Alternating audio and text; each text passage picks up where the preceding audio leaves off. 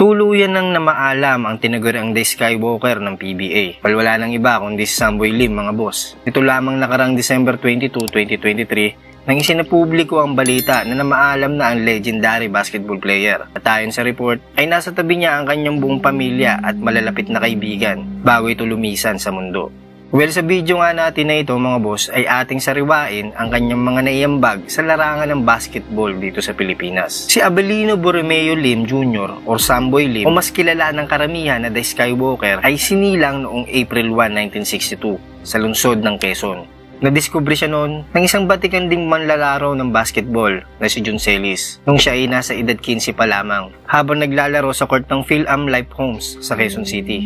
That time ay naglalaro na siya noon bilang varsity sa high school ng San Beda Red Lions. Na matapos ang stint niya dito ay lumipat naman siya sa bakuran ng Kolehiyo de San Juan de Letran para ituloy ang kanyang pagiging isang varsity sa kolehiyo. Sa unang taon niya dito ay isa agad siya sa mga naging key player ng Letran Knights at sa tulong din niya ay nahihatid niya sa 3 sunod-sunod na kampyonato ang Letran sa NCAA mula 1982, 1983 at 1984 at nagawaran pa siya bilang most valuable player ng liga taong 1984. Sa panahon na ito ay naging maingay ang pangalang Samboy Lim dahil na rin sa husay niyang taglay sa basketball. Napabilang din siya sa roster ng ating national team na makilang ulit sumabak sa mga palarong pambansa gaya ng Asian Games, Southeast Asian Games at FIBA Asia Championship. Nang matapos siya sa kolehiyo, ay tumungo naman siya maglaro sa isang amateur league para sa kupunan ng Luwiliar Jewelers kung saan siya ay nagkampiyon alongside with Jojo Lastimosa at Al Solis. Well, pagkalipas ng isang taon, dito na siya naglaro sa PBA at maswerte naman siya napunta sa kupunan ng San Miguel na noon ay kilala sa tawag na Magnolia Chase. Sa unang taon niya sa PBA,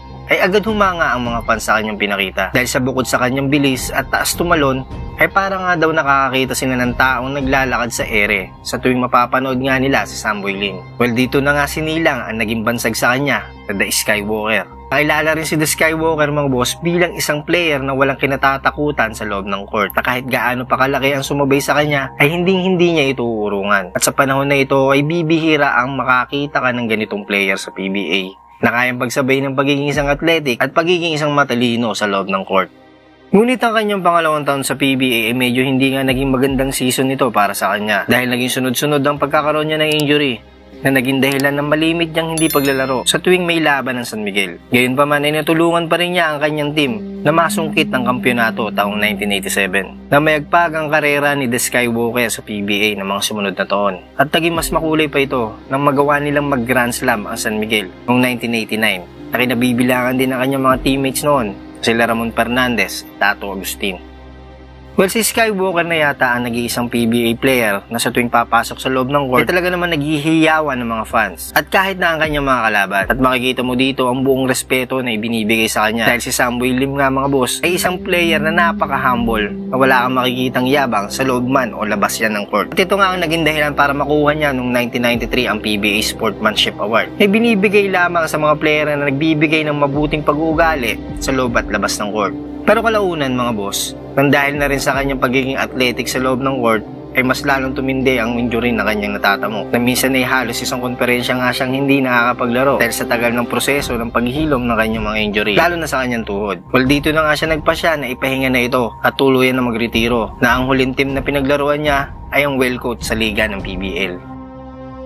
At dito na nga nagtapos ang karir ng isa sa pinakamagaling at pinakahinangaan na basketball player dito sa Pilipinas. Well, sa kabuuan ay tumagal siya ng 11 taon sa kupunan ng San Miguel. Nakaisa-isang team na kanyang pinaglaruan sa PBA. Siya ay naging 9-time PBA champion, 5-time PBA All-Star, 2-time PBA Mythical Second Team, kabilang din sa PBA 25 at 40 Greatest Player. At ang pinakamalupit dyan ay nang mapasama rin siya sa PBA Hall of Fame Class of 2009. Well, sa achievement na yan ay hindi na matatawaran ang naiambag ng isang Samboy Lim sa larangan ng basketball dito sa Pilipinas. At bilang pagpupugay kay The Skywalker, ay pinangalan nga sa kanya noong 2016 ng PBA Sportsmanship Award na tinawag ito bilang Samboy Lim Award.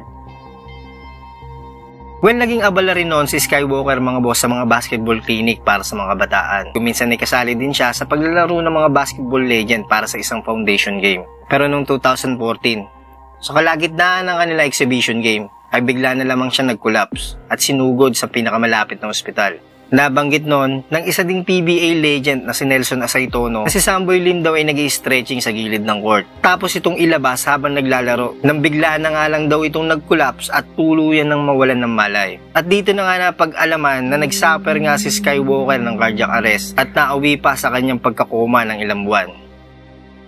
Mula noon ay walang humpay na tulong ang bumuhos galing sa kanyang kapwa mga manlalaro para masuportahan lamang ang pangangailangang medikal ng legendary basketball player. Minsan ay nag-o-organize pa nga sila ng game for a cause para kay The Skywalker.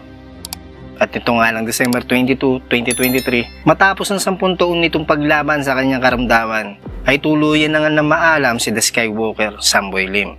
Rest in peace, idol.